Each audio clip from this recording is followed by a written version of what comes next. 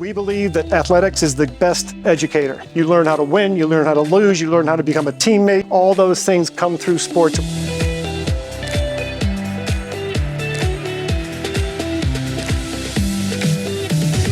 One great takeaway I had was not just learning how to be a leader, but learning how to have good conversations and really get to know people. Having those good relations can really help push you through life.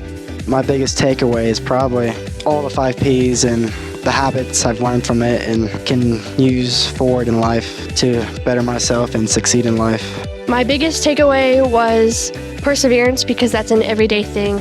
All of the 5 Ps that we learned about were an everyday thing, but that one I found myself using the most. Try and find a group of people that can really help you, someone who will push you past your limits, keep you on track, keep you responsible, because those people will really help you through life. I think it is really great that we have so many wonderful coaches. I'm really grateful for everybody who's invested just in our well-being. Everyone really cares about you, and you'll get to know that as you go on. All these kids, the only thing they have in common, they have different high schools, they have different sports, they have different backgrounds, they're very different. But the one thing they have in common is that they're gritty and they're coachable.